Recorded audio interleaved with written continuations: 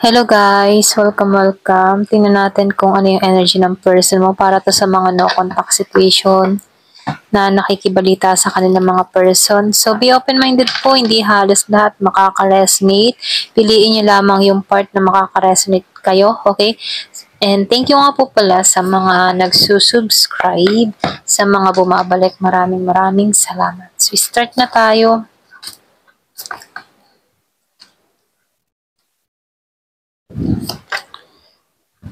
Nafe-feel ko dito, ano yung iba sa inyo.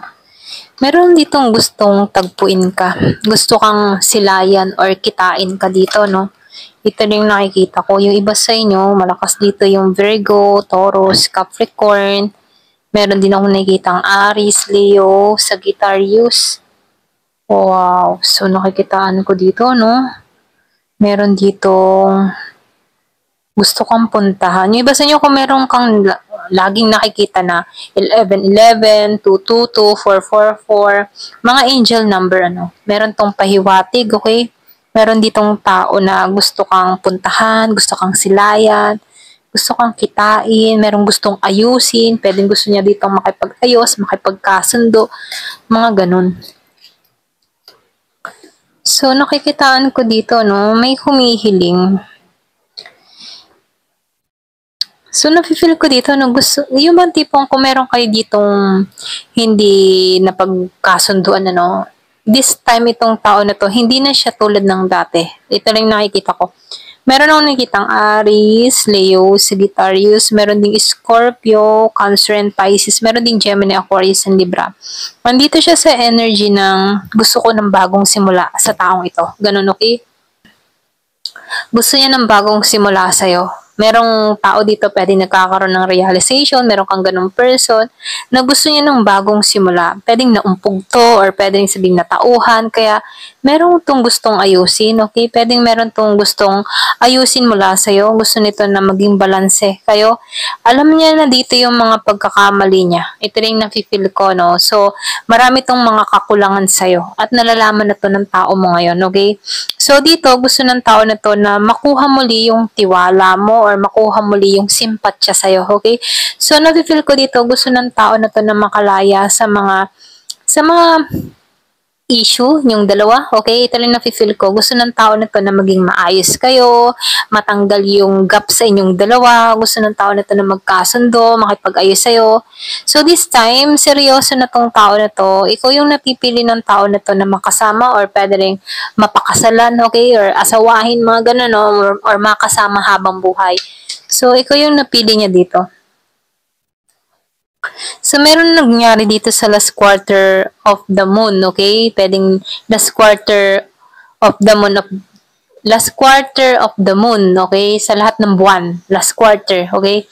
So, nakikitaan ko dito, meron kang person dito na doon niya naranasan na hindi maging balanse sa sitwasyon na nagkaroon to ng tanto or pwede rin sabihin nagkaroon to ng kaliwanagan, okay, last quarter in the month, okay, ito lang yung nakikita ko, lalo na sa huling buwan, ayan. So, dito niya na-realize na ikaw yung para sa kanya, kaya lang may tukso dito, ito lang nakikita ko. So, merong tukso, pwedeng merong kang person na nag-cheat or merong nag-betray or pwede rin merong other woman and other man na involved. Ito lang yung nafe-feel ko sa'yo. Pero nakikitaan ko dito, no? Meron tong mga nakikita sa'yo na hindi niya matagpuan dito sa other. Okay? Sa other niya. Pwedeng meron tumukso. Pwedeng itong person mo in yung man tipo na fling-fling lang yung nakarelasyon niya or pwede rin sabihin na sumubok lang, okay? Or pwede rin tumikim lang, ganyan, ano?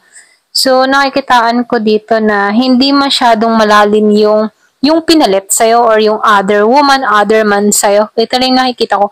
At ikaw pa rin yung natitipuhan ng tao na to. Ito lang nakikita ko. Pwede yung relasyon nyo sinubok or pwede rin sabihin na meron lang tumukso kung hanggang saan yung kapit niya sa isa't isa. Pero ganun pa man, dito niya nare-realize na mali yung mga nagawa niya sa'yo. Ito lang na feel ko. So, dito niya nare-realize na nasayang niya ikaw, okay? Kaya gusto ng tao nito ng bagong simula sa'yo dahil alam niyang nasayang ka niya. gusto nito ng renewal, gusto nito ng offer sa'yo. Pwede yung iba sa inyo, meron ka na ring bago. Kaya yung iba sa inyo, pwedeng ayaw mo na, okay? Pero nakikitaan ko dito, meron dito nag-aasam ng renewal sa'yo. Ikaw yung nakikita niyang star sa buhay niya. Ikaw yung nakikita niyang abundance para sa kanya. Ito na yung nakikita ko. So, pagdating sa'yo, nararamdaman ng tao na to na stable siya. Pagdating sa financial, sa emotion din niya, okay? Doon niya nararamdaman yung kapayapaan pagdating sa'yo. Kaya lang dito, no, meron ako nakikitang nasayang sa inyong dalawa. Okay, may nasayang or merong natapon. Merong lihim na nakaakibat. Meron akong nakikitang Scorpio. Merong lihim. Pwedeng merong kaugnayang kay Scorpio. Pwedeng merong taong involved na ikinalungkot mo dito, or pwede rin ikaw, Scorpio ka, na nakaramdam ka ng kalungkutan dito, merong lihim, okay? May pagsisinungaling, pwedeng na isiniwalat sa'yo, or pwede rin merong kang nakita na lihim, okay? May lihim. Pero nakikitaan ko dito, no, kahit wala kang ginagawang aksyon dito, pwedeng nandito kayo sa stage ng tahimik sa bawat isa, pero nakikitaan ko sa'yo, no, masagana ka. Masagana ka. Hindi ka yung man tipo na very independent woman or man, or pwede rin sabihin masaya ka kung nasaan ka man. Hindi mo kailangan ipagsiksikan yung sarili mo. Ganun, ano. So, meron kang paninindigan sa sarili mo na kung saan dun ka kumakapit. Ganun. Ito na feel ko sa'yo. Dun ka kumakapit sa paninindigan mo sa sarili mo na hindi mo kailangang umasa sa taong ito, o hindi mo kailangang humabol dito or magmakaawa sa pagmamahal ng tao na to. Bagkus may pagmamahal ka sa sarili mo at dun yung binubuo mo, kasi nakikita ko dito, financially stable ka din, hindi mo kailangan na humingi ng suporta dito sa tao na to, kaya mong kumita ng ikaw-ikaw lang, okay? So, ganun yung energy mo dito, no? Kumbaga, very independent, kaya mo yung sarili mo, hindi mo kailangan humabol sa taong ito, hindi mo kailangan umasa sa taong ito, ganun, okay? So, nakifeel ko dito merong nagiging maayos, masagana, nagiging maganda yung takbo ng kanyang pamumuhay sa larangan ng klase ng trabaho niya, mga ganun, no? So, pwedeng iba sa inyo, maganda yung hanap buhay mo, maganda yung kita mo, hindi mo kailangan umasa sa taong ito, okay?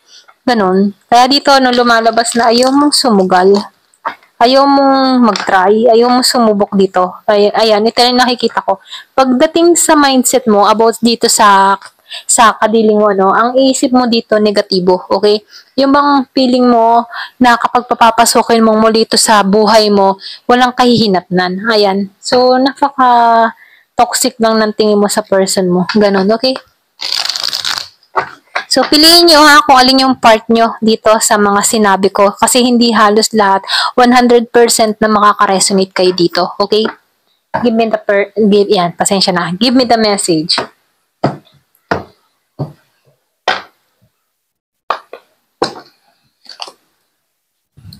So, merong nasa hermit mode. Yung bang tipong nagkakaroon ka ng kaliwanagan pag nag-iisa ka. Ito lang na-feel ko, mas natatagpuan mong muli yung sarili mo, okay? So, andito ka sa moment na nag-iisa, nag-iisip-isip, ninilay-nilay, ganyan. Meron ka mga napagtatanto-tanto sa buhay mo, okay? Sa mga nagawa or mga pangyayari sa buhay mo, ganyan. So, nafe-feel ko dito yung iba sa inyo, nagkaroon ka din ng spiritual awakening. Nagising ka, or pwede rin sabihin na natauhan ka. Okay? Meron kang napagtanto-tanto, or meron kang na-realize about sa connection nyo. Ganyan. So, stable ka talaga, masagana kang tao. Ito lang yung nakikita ko. Yung iba sa inyo, masagana kang tao, mas swerte ka ngayon, okay? Wala kang sakit ng ulo, kontento ka sa kung anong meron ka, malaya ka. Kung maghahawak mo yung oras mo, yung walang pumipigil, walang kumukontrol sa'yo, malaya ka lang. So, nafe-feel ko dito yung iba sa inyo, mahilig ka sa hayop, or pwede meron kang mga aso, pusa, ganyan. So, nakikitaan ko dito, meron kang kinalilibangan. Ayan. Hindi ka nagtutuon dito sa kadiling mo, meron kang kinalilibangan na kung saan yung mga alaga mong hayop, dun ka nakatuon. Okay? Kaya isipin mo tong person mo dito, nakikita ko dito, mas nakatuon ka sa pagmamahal sa mga hayop na inaalagaan mo. Ganyan. So, nakikitaan ko dito, Yung iba sa inyo, wala kang message na binubuksan mula sa tao ito. Pwedeng meron tong message sa'yo or pwede rin sabihin nag-send to ng email or sa messenger or sa text, ano. Pero deadma ka. Ito lang nakikita ko, hindi mo siya binubuksan. Nakahang lang yung mensaheng iyon. Pwedeng iba sa inyo, hindi mo to binabasa. Ayaw mong magulo yung isipan mo, ganyan. Ayaw mo siyang intindihin, ganon. Kaya ayaw mo itong intindihin kasi nakikitaan ko dito, naka-recover ka na or pwede rin sabihin meron kang nakat mo to or pwede rin nagkaroon ka ng kaliwanagan sa sitwasyong ito. Yung iba sa inyo, talagang wala kang binabasang mensahe, wala kang lakas para basahin yung mga mensahe ng tao na to. Kung ano man yung mga sasabihin nito, pwedeng yung iba sa inyo, alam mo dito yung katotohanan at dun ka naniniwala sa katotohanan na alam mo. Okay? Yung ba tipong kahit magpaliwanag tong tao na to para linisin lang yung sarili niya sa'yo, okay, hindi tatalab sa'yo. Ito lang nakikita ko. So, lumalabas dito, no, mas nakatuon ka sa transformation, sa pagbabago, sa renewal, mas nakatuon ka sa stability mo. Yung iba talaga nananagana, nakakaipon, ganyan, or pwede rin sabihin meron ka mga pinaglalaanan, dun ka nakapokus, sa paglago mo, sa mga goal mo, sa pangarap mo. Ganun yung energy mo. So, nakikitaan ko rin dito, marami, yung man tipong ayaw mo na rin tuklasin yung nangyayari sa person mo. Yung iba sa inyo, ayaw mo nang alamin pa. Ganyan. Kasi ayaw mong magulo yung isipan mo. Wala ka ng lakas para dito sa taong ito. Kasi ramdam mo na hindi ka naging maayos, masagana, at na-stress ka din dito. Okay? Kaya yung iba sa inyo, ramdam mo na walang pag-angat dito. Kaya yung iba sa inyo, hindi mo na lang ito pinagtutuunan ng pansin or pwede rin sabihin, hinahayaan mo na lang yung justisya ang kumilos para sa'yo. Okay? Naniniwala ka sa karma. Ganyan. So, nakikitaan ko dito, yung mindset mo, no, alam mo nakagawa ng pagkakamali tong person mo at nagkalamat sa'yo. Kaya dito, no, kahit kausapin mo tong taong ito, hindi na buo yung tiwala mo kasi andun na yung lamat, okay? So, nakikitaan ko dito, nagkaroon ng lamat sa yung dalawa or pwede rin ikaw, nagkaroon siya ng lamat sa'yo na kung saan hindi na kailangan yung hindi na kaya pang buuin yung tiwala na nawala. Alam mo yon. So, nafe-feel ko dito, doon nag-start. Kaya ikaw medyo mailap ka or pwede rin sabihin, hindi ka naniniwala sa mga sinasabi niya. Kasi yung tiwala para sa'yo ay mahalaga. Ganon, okay? Excuse me po. So, nafe-feel ko dito, naka-ano ka na rin naman, naka-recover ka na. So, hindi ka na rin masyadong nasasaktan. Pwede nga iba sa inyo, pinagtatawanan mo na lang tong tao mo pag naririnig mo na lamang yung mga mensaheng ito, okay? Kumbaga, natatawa ka na lamang kasi hindi mo na siya pinagtutuunan ng pansin or pwede rin sabihin na malaya ka na sa taong ito, okay? Kumbaga, iba sa inyo, nakikibalita ka lang kung ano nangyayari dito at natatawa ka na lang sa mga nagaganap sa kanya rito. Ganyan. Yung iba sa inyo, hindi halos lahat sa part na yun. Ito lang yung nakikita ko dito. Kumbaga, naghilom ka na at tinatawanan mo na lang ang nakaraan. Ayan. Hindi ka na nasasaktan. Hindi ka na nasasaktan. Naka-recover ka na. Ito lang yung nakikita ko, ha.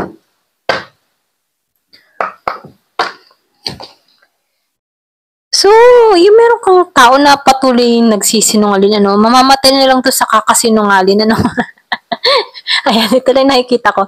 Mamamatay na lang sa kasisinungaling na yan. So, meron ditong single mother or single father. Excuse me po. O, diba, sabi ko sa iyo kanina, mamamatay na lang to sa kasisinungaling. O, so may grave dito, no? Mamamatay na lang talaga sa ganun, no? No second chance dun sa iba. Oo, merong bago. Kaya wala ka ng interest dito sa tao ito. Merong bago. Yung iba sa inyo merong nakakausap na bago or pwede rin sabihin, nililibang mo na lang yung sarili mo sa bago or pwede rin naghahanap ka na ng bago. Merong soulmate. So, nafe-feel ko dito meron ka matatagpo ang soulmate. So, merong one night stand. Excuse me po. So, nakikitaan ko dito, meron kang person na mahilig sa one night stand, meron dito mahilig mag one night stand, or pwede rin sabihin na mahilig makipag-hook up, ganyan.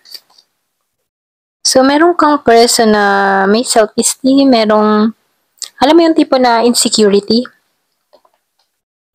Oo, nag-regret, nagsisi. So, may nagsisi. So, lumalabas dito, meron na-insecure, pwede na-insecure sa mga nangyayari sa buhay mo ngayon, nagiging kang maayos, nagiging kang panatag, nagiging kang kontento sa kung anong meron ka, or pwede rin sabihin nagtatagumpay ka. Kaya dito, merong insecurity na nararanasan at nagsisisi to, okay, dapat kasama siya sa kaligayahang natatamasa mo. Pero, dahil meron siyang mga nagawa, pwedeng meron kang nahuli, meron kang nahuling person mo na nakipag one night stand, or pwede rin meron kang mga nakita, okay, sinyales, ganyan. Biglaan to, bigla nangyari, ito lang yung mensahe, no? Alam mo naman to, ito lang nakikita ko, no? May kutob ka. So, nakikitaan ko dito, unfinished business, merong hindi pa tapos, okay? Yung mga tipo na meron dito, meron kang natuklasan or pwede rin sabihin, pinakita sa'yo, meron kang nalaman dito sa taong ito. So, nakikitaan ko dito biglaan, hindi mo inaasahan na meron kang nalaman sa taong ito, or pwede rin sabihin na meron ditong nawala, or pwede rin ikaw, umalis ka na lang dito ng biglaan, yung iba sa inyo. So, merong unfinished business, walang closure, or pwede rin sabihin, biglaan na lang nawala sa isa't isa, okay? So, meron nung nakikita ditong tao na mas hinahanap niya yung safetyness niya, okay? At kaya niyang yung bang tipong safetyness niya para i-comfort yung sarili niya para sa kapayapaan niya. Ganun, okay? Ito lang yung nakikita ko. Ayan. Thank you for watching. Love and peace.